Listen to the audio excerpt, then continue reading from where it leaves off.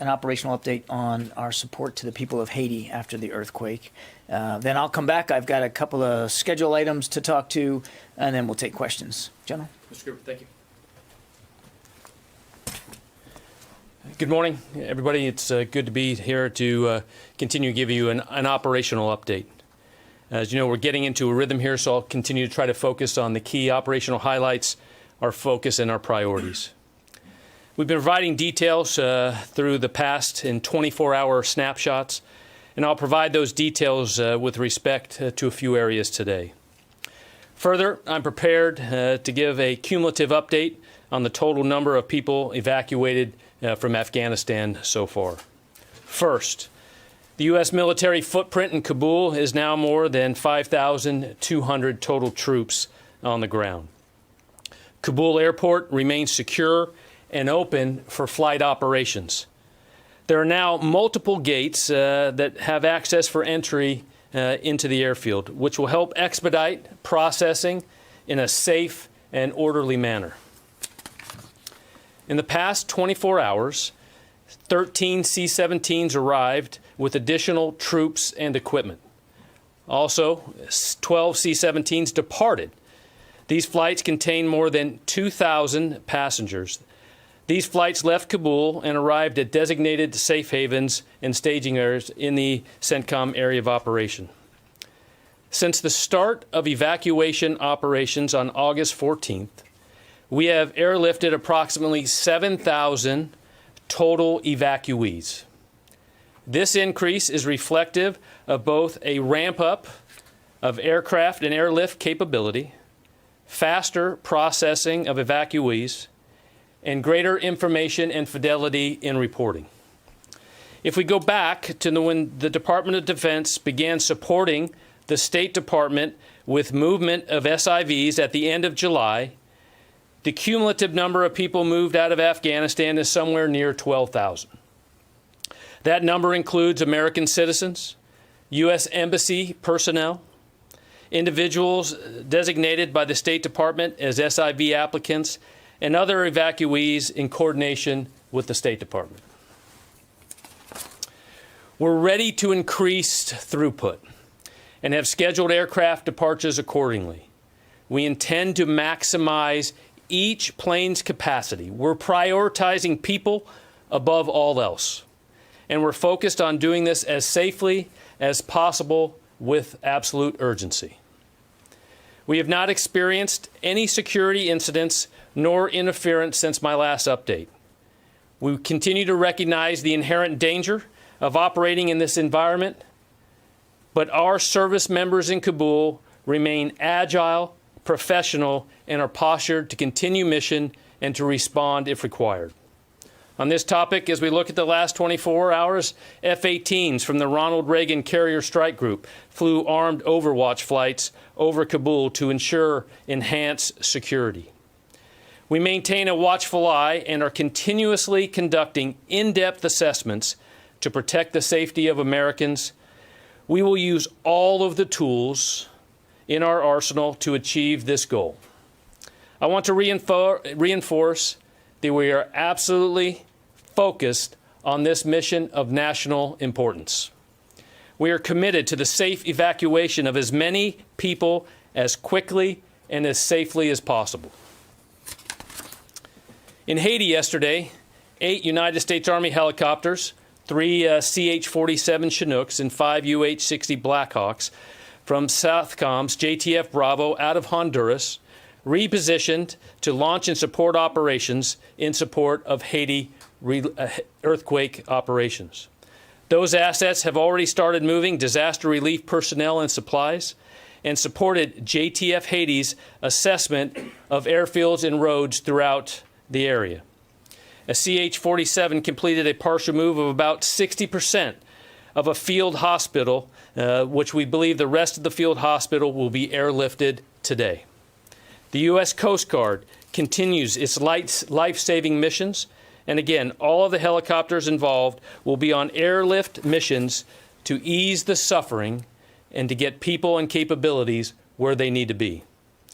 As you know, the USS Arlington is now underway and expected to arrive later this week to provide additional lift and medical capabilities and serve as another resource for the people of Haiti. Finally, Special Tactics Airmen assigned to the Special Operations Wing are currently augmenting the life-saving and humanitarian aid efforts in Haiti and are responsible for conducting various airfield surveys to determine suitability for bringing in follow-on humanitarian aid via airlift. Thank you very much. Just got a couple schedule items to go over.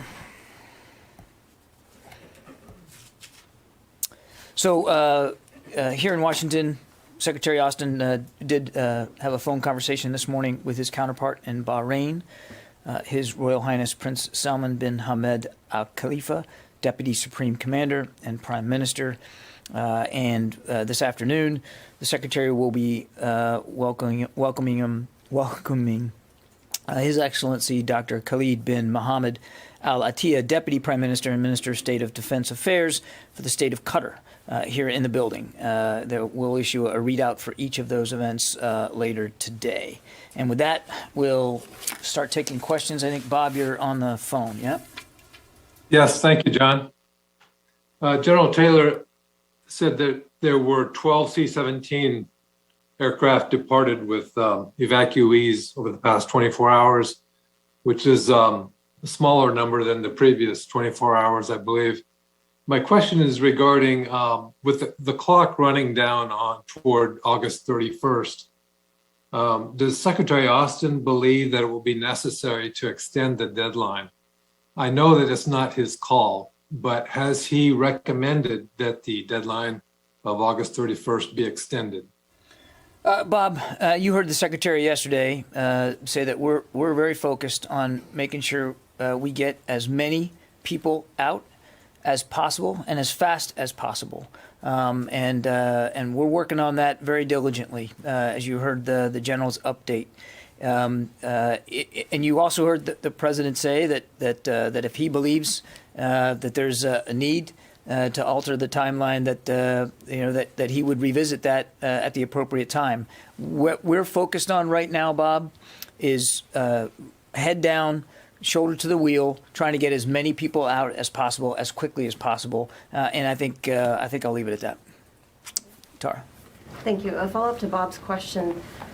Since the President has left the door open to troops possibly staying past August 31st, has Admiral Baisley begun conversations with his Taliban counterpart to make sure that if troops do stay, they will not come under attack? I don't know with that level of detail what conversations Admiral Baisley's having with his counterpart out in town. Again, our focus right now, there has been no decision to change the deadline. And we are focused on doing everything we can inside that deadline to move as many people out as possible. And if and when there's a decision to change that, then obviously that would require additional conversations with the Taliban as well. But I don't believe that those conversations have happened at this point. And as a follow-up on the low-pass flights by the F-18s, do they have authorization to fire if U.S. troops or allies come under attack? These are not low-pass flights, Tara. They're at altitude. As the general brief, they're overwatch. And in this case, the general briefed F-18 flights, but there are other aircraft that General McKenzie and Admiral Baisley have at their disposal to provide this kind of overwatch. So they're not low passes. And I would only, to your second question, I would simply say, as always, we have the right to defend ourselves, our people, and our operations. So how many F-18s are there? And I guess was there a specific reason, or did you see something that led you to move them, or was it just, well, we have them, so why not? No. Good question. Just going back, these were not low passes. These are providing air support. And this isn't anything new. As we know, the Ronald Reagan has been there providing support. So these F-18s are flying more than just yesterday. These were continuously in support and part of the assets that I briefed early on that were always available to the CENTCOM commander. So they've been providing Overwatch since? Always. But you mentioned them today because? Just to give an update of specifically the type of capability that the commanders on the ground continue to have to do just Mr. Kirby, to ensure that we can provide that self-defense and assets to the commander. Also, Idris, there had been some reporting out there that there were low passes and that there was some sort of shows of force, and I think we felt it was important for the general to provide some context about what is happening in the air and why, and that's why we mentioned it today. I don't think you're going to get a daily update from us about every aircraft and every flight plan, but we felt that given the context of some of the erroneous reporting out there yesterday, that we wanted to clear that up. Jen? John, are you receiving credible threats against U.S. forces at the airport that if you don't leave by a certain date, that al-Qaeda or other groups will begin attacking the airport? I won't speak to intelligence assessments one way or the other, Jen. Obviously, force protection is a high priority. You heard that in the general's opening comments as well. We're always evaluating the threat. It's not only a day-by-day thing, it's an hour-by-hour thing. We know that this is still a perilous environment, and all I can tell you is that we're going to do everything that we can to make sure that we can protect our force, protect the people that we're trying to move on to the airport, and protect their movement out of Kabul, as well as protect the entire operation at the Air Force. You heard the Secretary talk about the need to be able to defend the airport. So it's something we're looking at literally hour by hour. And General Taylor, British paratroopers are leaving the airport, going into Kabul to rescue and evacuate some of their citizens who are trapped, can't get to the airport because of the Taliban. Why isn't the U.S. doing that? At this time, as I said, our main mission continues to be to secure HKIA, to allow those American citizens and other SIVs to come in and be processed at the airfield. And just to follow up, how are you fueling your planes, the C-17s that are going out? Are you now in a position that you have to buy fuel from the Taliban? The assets on HKIA, on the airfield, are what we need to maintain the operations, all operations, to support the mission. So that's a no, you're not buying fuel from the Taliban? There's plenty of fuel sustainment capability at Hamid Karzai Airport, and as you know, Jen, we also have the ability on our own, our logistics ability to fuel our aircraft as needed. Courtney? I'm still a little unclear about the F-18s. I mean, why do you have armed F-18? What can you explain a little bit more about Sure. what Overwatch means, what exactly it is that they're doing or providing? Sure. I'll let the general talk to that, but sure.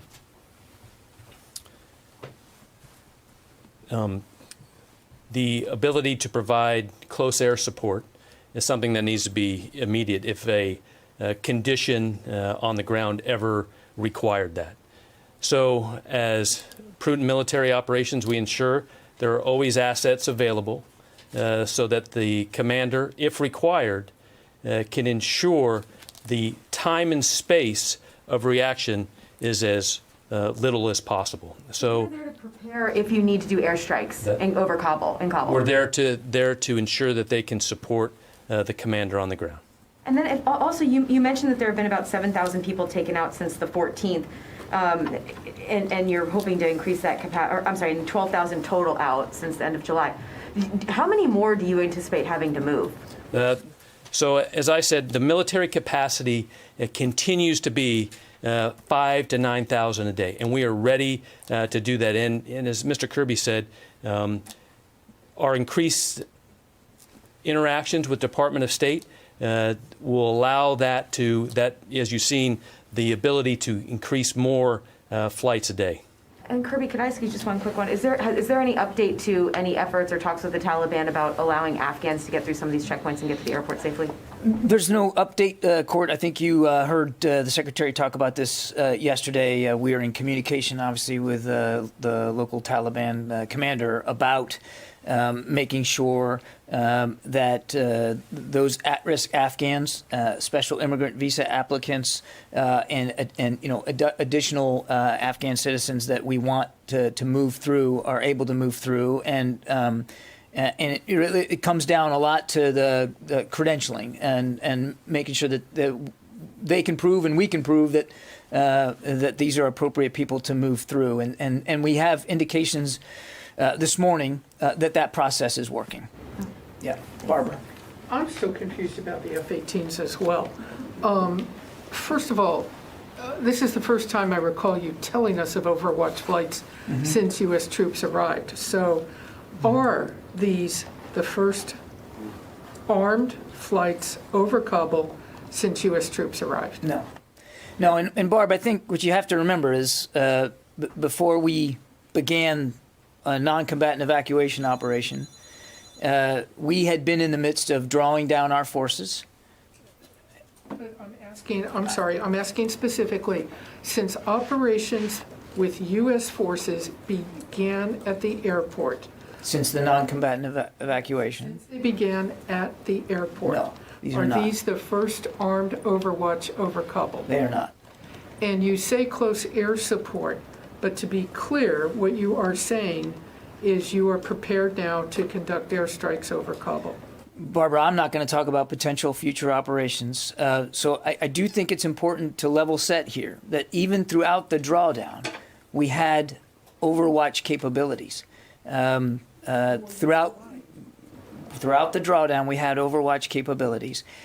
So the fact that we are flying Overwatch missions now and have been since the 14th, we were actually doing it before the 14th, as you would think we would. And to my previous answer, force protection is a high priority.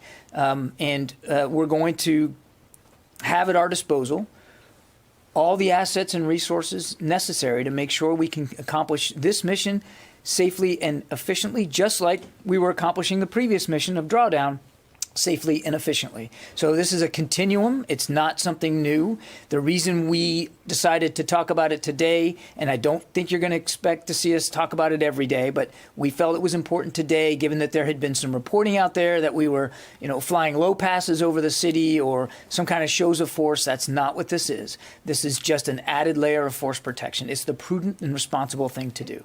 Can I just follow up on another, on your discussions with the Taliban?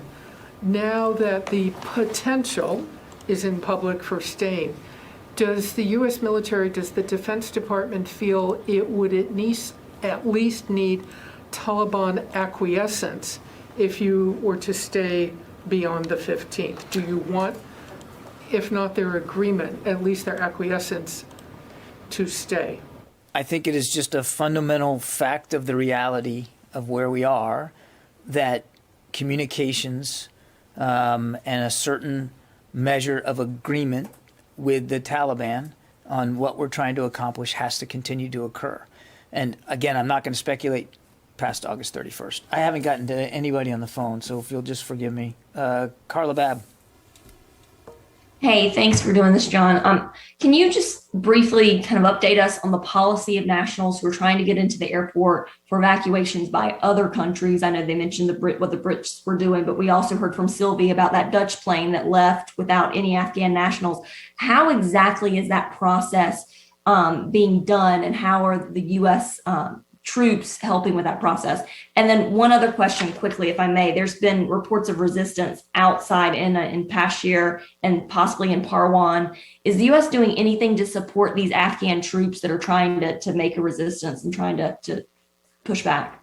Carla, on your first question, we obviously are, and you heard the Secretary talk about this yesterday, willing to support the movement, safe movement of citizens of our allies and partners. In fact, we have already done that. And some of the numbers that the general briefed that got out of the country were obviously citizens of other countries, allies, and partners. So we are doing that. We'll continue to do that. As for the exact process, I'm afraid I'm not qualified to speak to that. That's really a better question put to our State Department colleagues in terms of how it works from a process perspective. We are in full support of that. But again, our main mission at the airport is security, safe operation of the airfield, and continuing to get people out. On your second question, we've seen reports the same as you of potential pockets of resistance, but I would just again stress that our military mission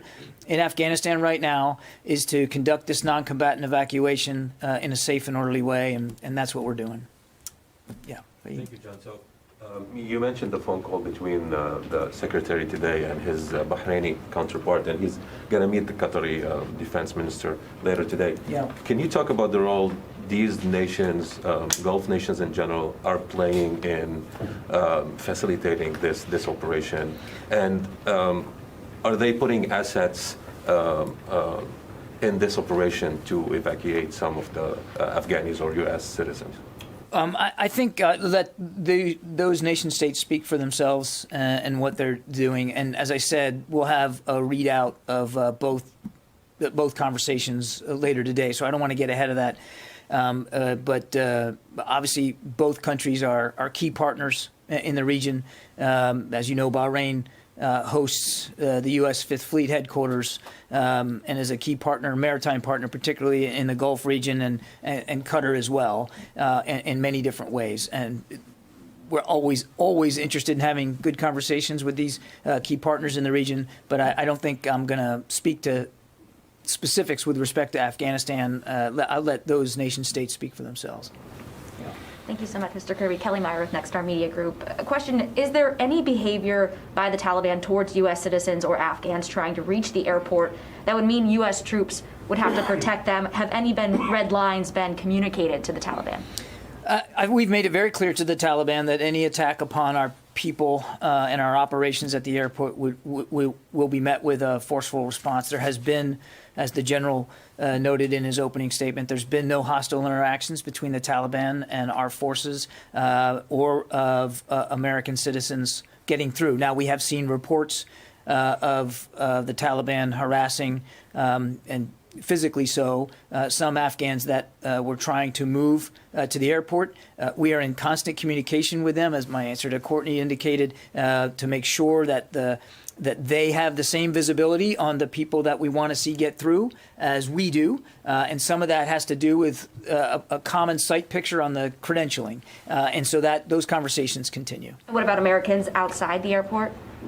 No, I said we haven't seen any hostile interactions between the Taliban and our people, and we haven't seen them impede or harass or obstruct the movement of American citizens from the environs into the airport. And obviously, we want to see that continue. Yeah, Tom. Two things. When General Taylor, could you discuss the non-American flights going in and out of the airport? How many people have been evacuated, and what countries are still seeking to take people out? And I have a follow-up on the Taliban. Okay, I'll let the general take first. So what I will say is that when we talk about all flights going in and out of Kabul airport are being synchronized and worked through CENTCOM there. So that coordination is being done. And so when I talk as the numbers, we are starting to include those numbers of everybody that is leaving from other countries. I don't have the details right now of which countries left within the last 24, but all of those type of flights, anything coming in and out of Kabul airport is being coordinated through the controlling piece there with CENTCOM. Then can we get any details of who and later? And then I have a follow-up on the Taliban. So is there anything the Taliban is in this cooperation? Is there anything they aren't doing? Is there anything the U.S. is not happy with in terms of how they are involved in the airport operations? And have they asked or demanded access to the airport? I know of no requests or interest by Taliban commanders to access the airport now. It's our understanding that they understand why we're there and what we're doing. And again, as the Secretary said, we've been able to have that kind of communication with them. I won't detail every conversation that we're having with the Taliban. Again, I think it's important to let the results speak for themselves. And as you and I are talking here today, we have an understanding, and they are helping to facilitate safe passage for those that we're trying to get into the airport. I think I just leave it at that. Let me go back to the phones again. Paul Shinkman, U.S. News. Hi, John. Has U.S. confidence in the ability to carry out counterterrorism strikes in Afghanistan, either now or in the future, changed at all since the fall of Kabul, particularly given the apparent coordination between the Taliban and Pakistan, whose airspace presumably the U.S. needs to access? No, the short answer to your question, Paul, is no. We still maintain robust over-the-horizon counterterrorism capability in the region, and we will still have the authority and capability to use that counterterrorism capability should we need it. Megan. I just want to verify that the evacuation capacity has reached the 5,000 to 9,000 goal. And I wanted to ask whether the limiting factor is the State Department's ability to process people or the ability of people to physically get inside the airport, as we understand they're lined up outside.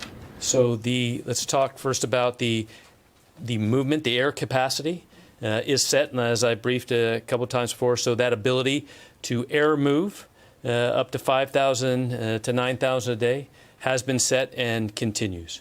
As I think you've seen in the report today of the increased numbers, we continue to see the ability to build those ready to fly on Kabul Airport to increase to allow us to fly those out with the ability to continue. Obviously, as Mr. Kirby said, we want that to continue to increase as we continue to bring more people, more American citizens, SIVs and those, onto the airfield so that they can be processed and ready to fly.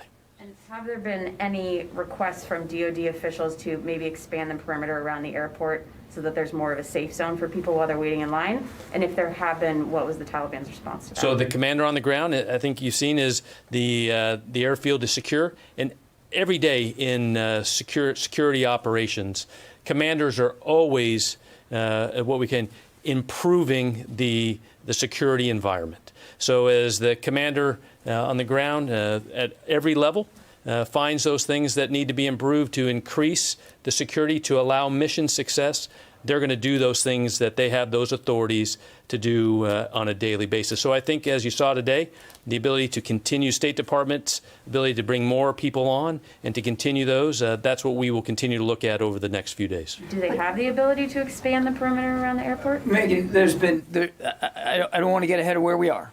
The mission remains security at the airport and inside the perimeter of the airport, and that's what we're doing. There are, as we speak, there's no plans to expand beyond that. And I think we leave it at that. The other thing I want to just touch on your first question, what the general's talking about is capacity. And as I said from very early on, what we want to make sure is that airlift is not a limiting factor. And it hasn't been. That doesn't mean that at this point in time, every single seat on every single plane is going to be filled. We are working hard to get there, but we want to build out to that capacity, and we continue to do that. There are lots of factors that go into the throughput, including the situation out in town, including the checkpoints that the Taliban have set up, including processing at the gates where we have set up. And the general mentioned we've got now additional gates that are available to us. So that's helping flesh out some of this capacity.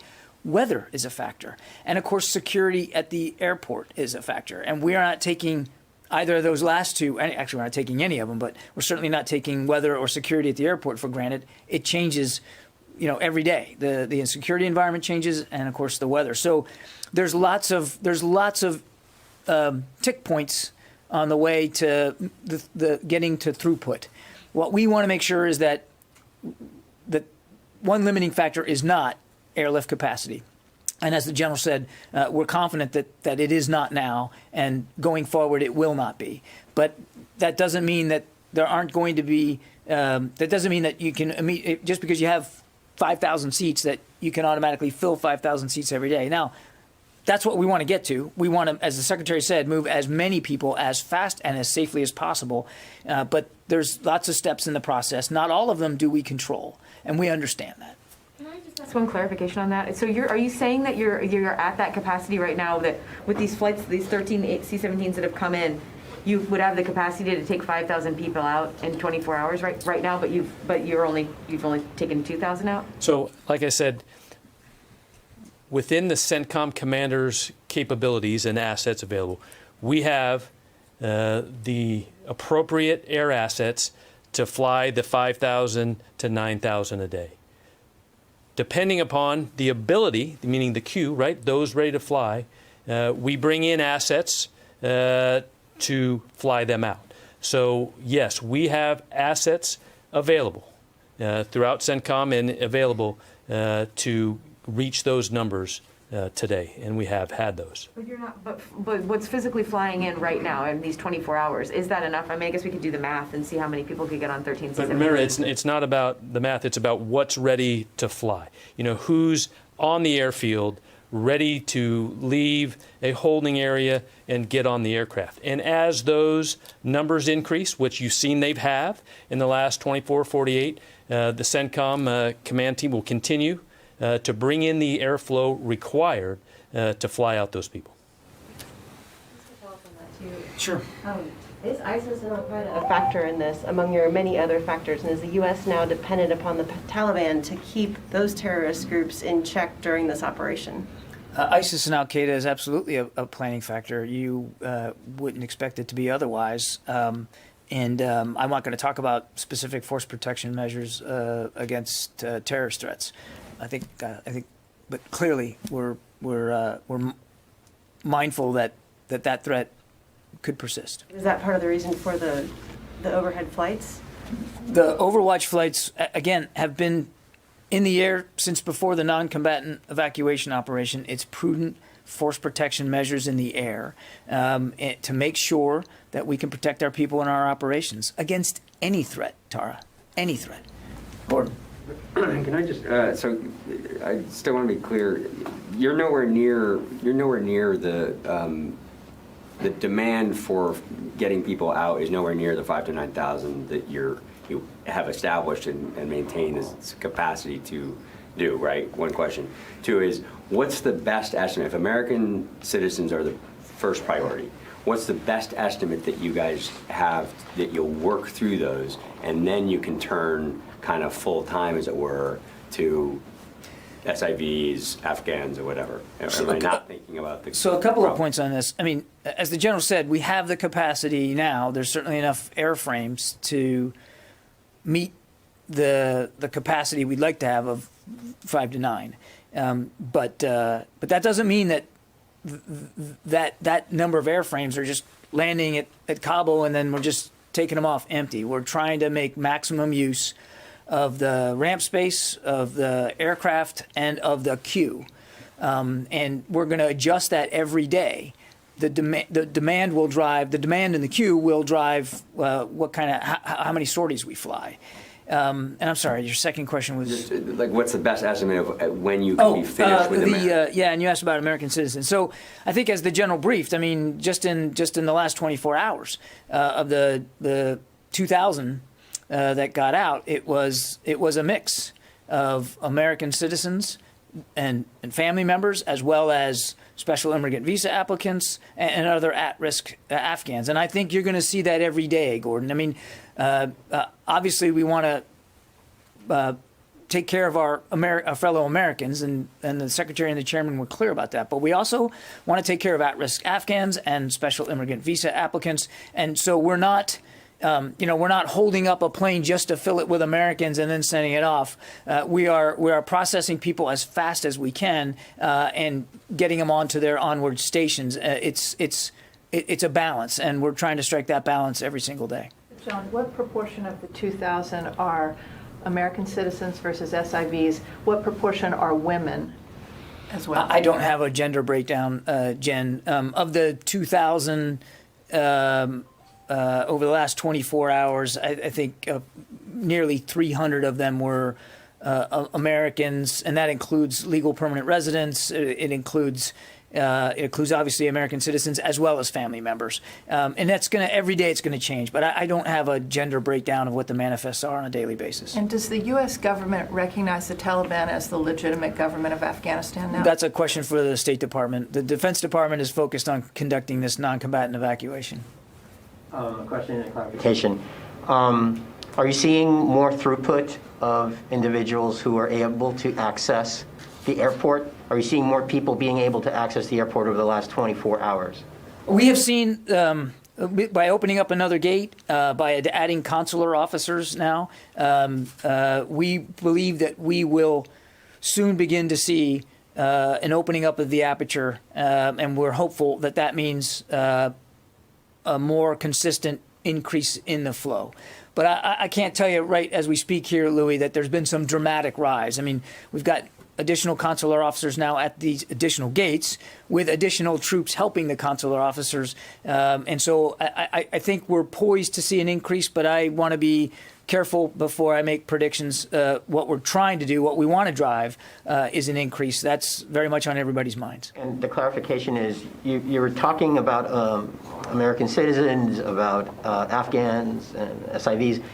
The 7,000 number that was presented earlier, the general had said that you're now including other countries' evacuations in those numbers. Is that accurate, or is the 7,000 exclusively U.S.? No, it's others. It has always, every time since the 14th when we've given you numbers, they have included some measure of third country nationals. So how many people Is that has on the U.S. government? U.S. flights? Or Hang on, please, one at a But time. I mean, this Jen. is confusing. How many people has the U.S. government flown out on U.S. military planes? Because 7,000, if you're including other countries, if you're including civilian flights, that seems like you're playing with We're the giving you the numbers. total number of people that we have helped evacuate since the 14th, and it's not all just Americans. There have been some of our allies and partners that have gone out, and we're giving you U.S. government flights. That's not counting people who are still getting out commercially or on charter flights.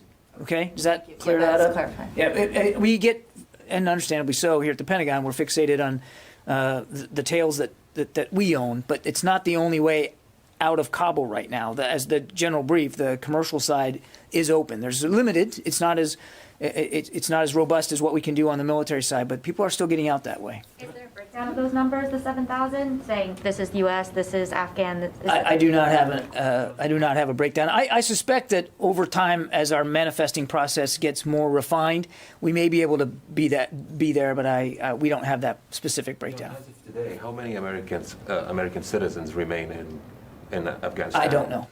So you're planning for these operations, and you should be, have some kind of account of how many Americans are, whether in harm's way or need to be evacuated, right? I think, as you probably know, first of all, the State Department would be a better place to go for an estimate of how many Americans are Afghanistan or in and around Kabul. That is not a figure that the United States military would know, and I think, as you also know, not every American citizen in another country, there's no obligation that they register their presence, and that you can have a perfect, accurate count. But I don't have that figure, and I'd refer you to my State Department colleagues for the best estimate on that.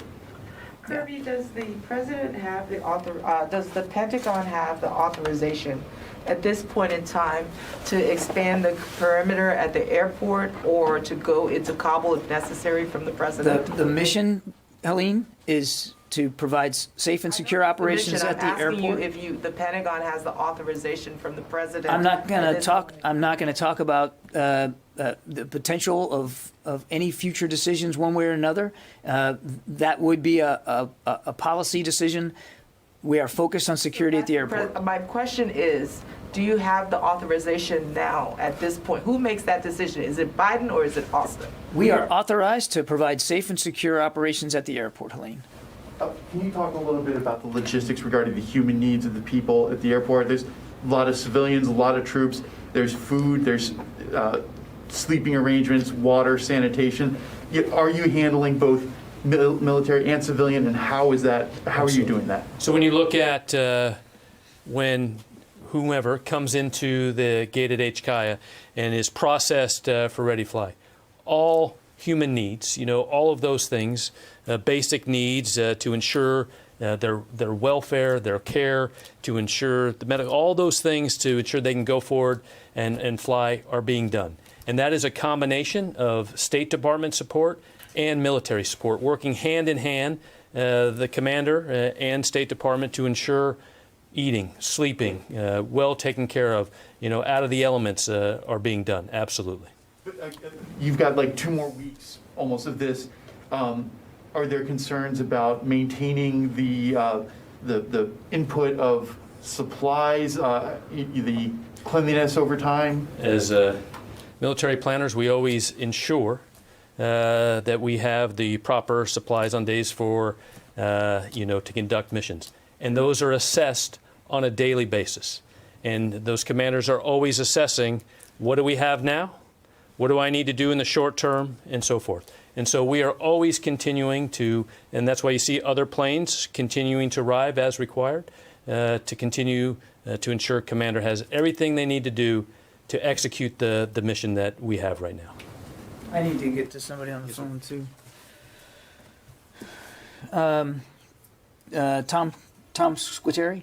Hi, John. Thanks. Good morning. Hey, I wanted to just check on something. In regard to the Pentagon policy that existed to provide air support and other assistance to the Afghan government that was in place this summer, has that policy ended with the fall of Kabul? Or is it still alive for elements of the government that's still functioning in places like the Panjshir Valley? Thanks.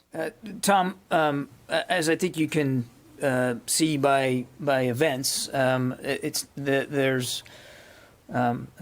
aren't operations out in the rest of the country to support, and our focus in terms of air power is as the general described, and that is providing appropriate overwatch for our operation, and that operation right now is at the airport.